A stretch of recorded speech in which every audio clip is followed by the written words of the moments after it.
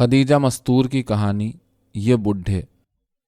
अरशद चचा, आज आप कमरे से क्यों नहीं निकलते? अतिया ने उनके हाथ से किताब छीन ली। हश शरीर, पढ़ने भी दे। हफ्ते में एक दिन तो फुर्सत का मिलता है।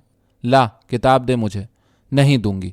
उसने जिद्दी लड़कियों की तरह जमीन पर पांव पटके और किताब अलमारी में रखकर जोर जोर से हंसने लगी। दे दे अत्तो। उन्होंने उसके दोनों हाथ पकड़कर अपनी तरफ खींचा और प्यार से सर पर हाथ फेरने लगे।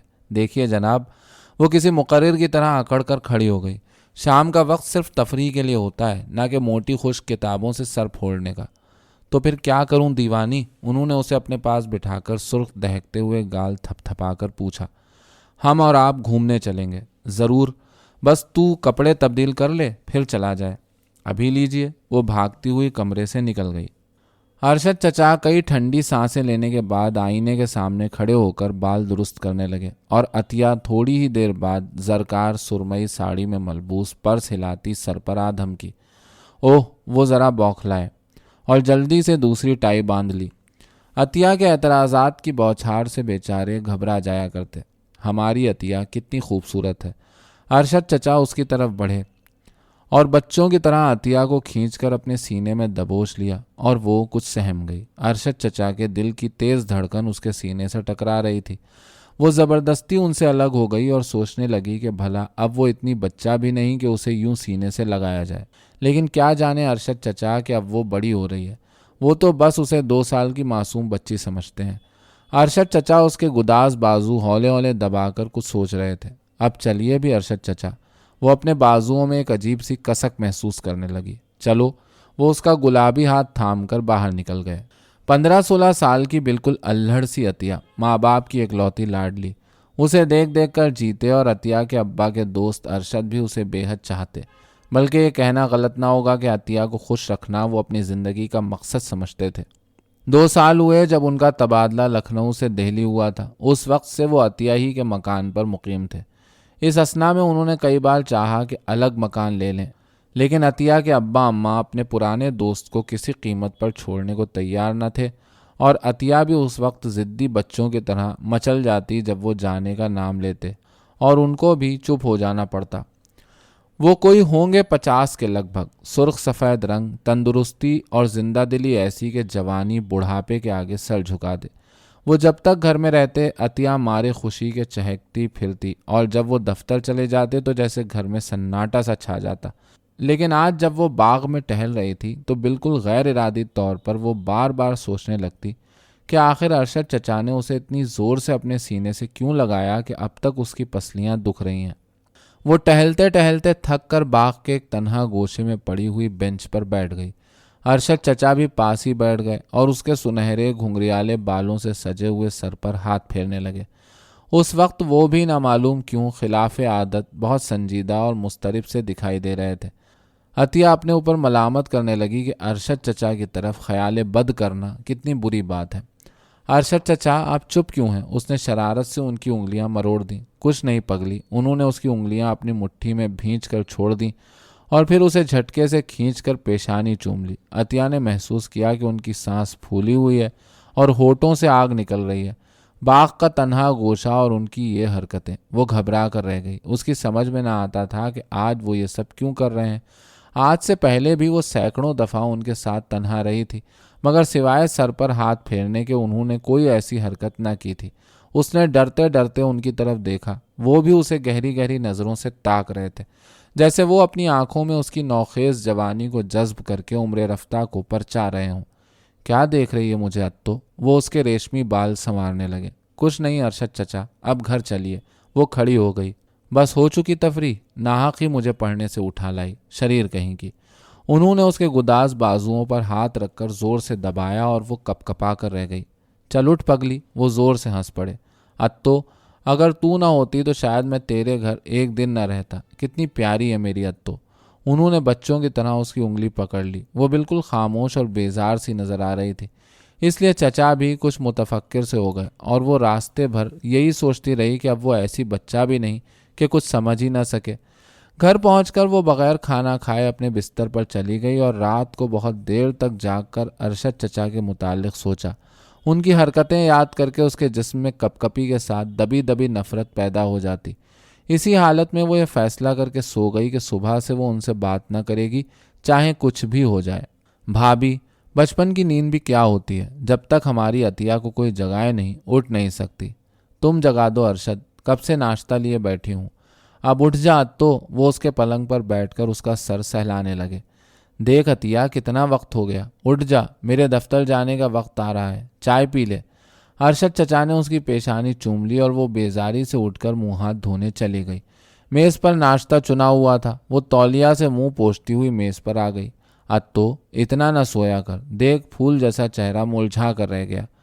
नींद आती है तो सोती हूँ, वो ज़रा बेरुखी से बोली। और ये केक तो खा दिया, बस तू तो चिड़ियों की तरह खाती है ज़रा सा।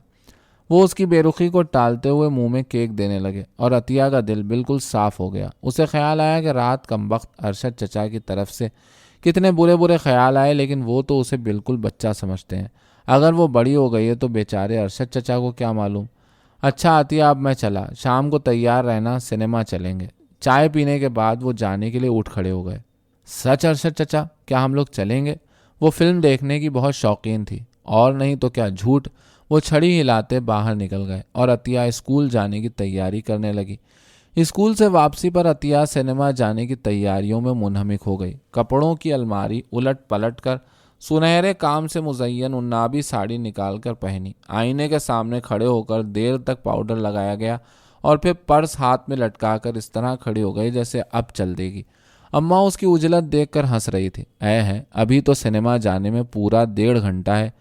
वाह, ऐन वक्त पर कहीं देर हो जाए तो। वो बेचैनी से टहलने लगी।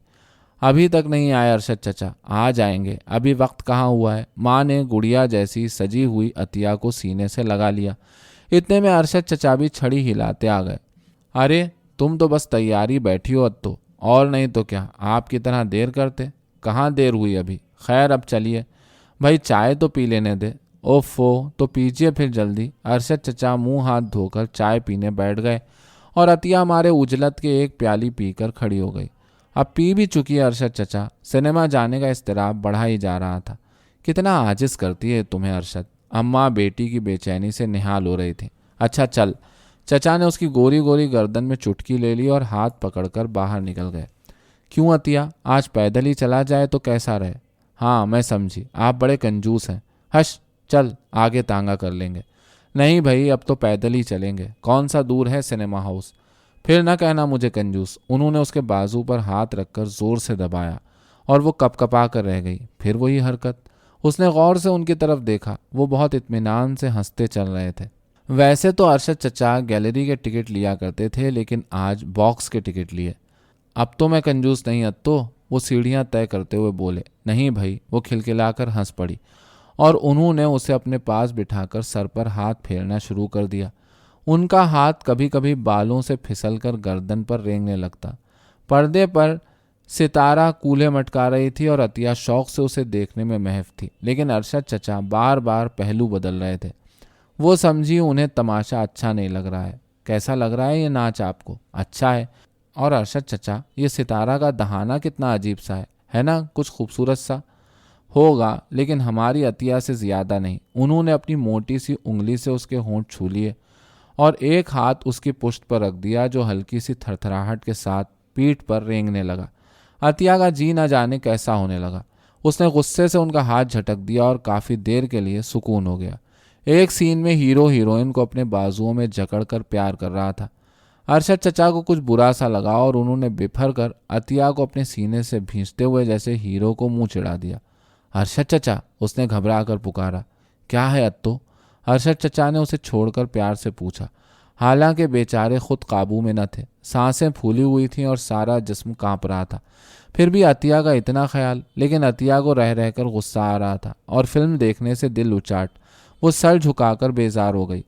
बच्ची खेल देख, इसीलिए तो आई है।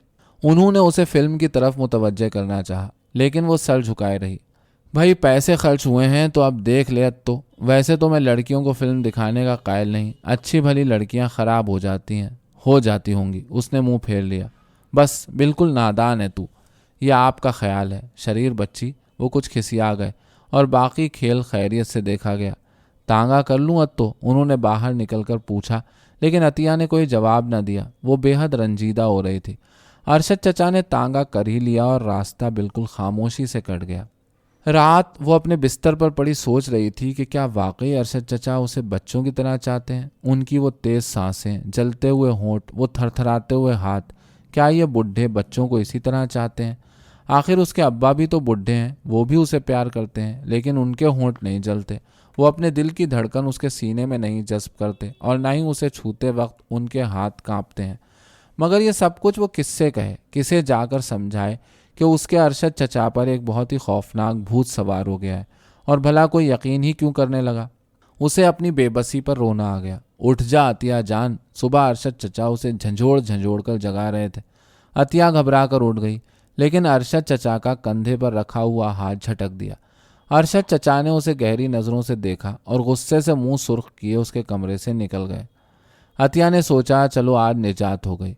अब अरशद चचा उसके साथ ये हरकतें न कर सकेंगे। और फिर आज इतवार थी। अरशद चचा तमाम दिन में उसकी पसलियों को तोड़कर सुफूफ बना डालते। वो कदरे मुतमईन होकर चाय पर जा बैठी। अरशद, चलो चाय पियो। अतिया भी आ गई। माँ ने आवाज़ दी। भाभी, मैं आज चाय ना पीऊँगा। क्यों ना पियोगे भला? वो वजह मालूम करने के लिए उनके कमरे की तरफ भागी और जब वो वापस आई हैं तो गुस्से से लाल पीली हो रही थी। क्यों रही अतिया? तूने अरशद का हाथ क्यों झटका? नालायक, बदतमीज़, वो कितना चाहते हैं तुझे और तूने ज़रा भी ना ख्याल किया। अम्मा, वो मुझे बहुत प्यार करते हैं। उसने समझा आंधी का रुख अब फिर जाएगा। हाँ, तभी तो ये सिला दिया उन्हें। चल माफ़ी मांग। अम्मा ने उसका हाथ पकड़कर खींचा। आप सुनिए भी तो अम्मा जान। वो बात यह है कि अरशद चचा खामोश रहे, मैं कुछ नहीं सुनती। वो उसे खींचती हुई कमरे में ले गई। अतिया का गला घुटने सा लगा। वो भी कितनी मजबूर थी। मांग माफ़ी, अम्मा ने कहा। होगा भाभी, अभी ये नादान है, मैंने माफ़ किया। अरशद चचा ने अतिया के आंसू पोंछकर अपने पास बिठा लिया और सर पर हाथ फेरने लगे। माँ इस तरह खुशी खुशी बाहर चली गईं जैसे कोई बड़ा कारनामा अंजाम दिया हो। और फिर वही जलते हुए होंठ।